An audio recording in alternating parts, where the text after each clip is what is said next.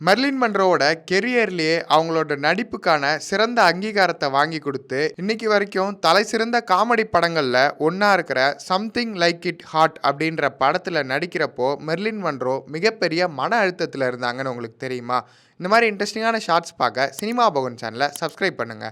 Something like it hot படப்பிடிப்புக்கு அவங்க தொடர்ந்து லேட்டாக வந்தாங்க, அதனால எல்லாரும் கோவப்பட்டாங்க. ஆனால் அதுக்கு பின்னாடி சினிமா வரலாற்றிலேயே ஒரு மிகச்சிறந்த காமெடி படம் வெளியாச்சு. மெர்லினோட கெரியரில் மிகப்பெரிய திருப்பு முனையாக அமைஞ்சது சம்திங் லைக் இட் ஹாட் அப்படிங்கிற படம் தான்.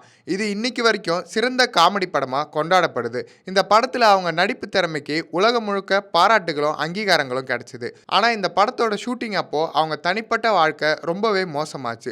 படப்பிடிப்புக்கு தொடர்ந்து தாமதமாக வர்றது, வசனங்களை மறக்கிறதுன்னு படக்குழுவினர் ரொம்பவே சிரமப்பட்டாங்க. இதுக்கு முக்கியமான காரணம் மெர்லினுக்கு ஏற்பட்ட மன அழுத்தம், அதீத தூக்கமின்மை மற்றும் மருந்துகளோட சைடு எஃபெக்ட்ஸ் தான். இந்த சமயத்தில் அவங்க கர்ப்பமாகி குழந்தையும் இழந்து ரொம்பவே சோகத்தில் மனம் உடைஞ்சு போயிருந்தாங்க. வெளியே அவங்க சிரிச்ச முகத்தோடு இருந்தாலும் உள்ளுக்குள்ள ஒரு மிகப்பெரிய வலியை சுமந்துக்கிட்டு இருந்தாங்க.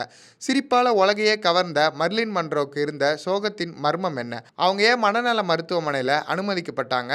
அது மட்டும் இல்லாமல் அவங்க வாழ்க்கையின் கடைசி சில வருடங்களில் நடந்த சில சர்ச்சையான விஷயங்களை பற்றியும் அடுத்த வீடியோவில் பார்க்கலாம். இந்த மெர்லின் மன்ரோவின் வாரத்தில் அவங்கள பற்றின தெரியாத பல தகவல்களை தெரிஞ்சுக்க சினிமா போகன் சேனலை சப்ஸ்கிரைப் பண்ணுங்கள்.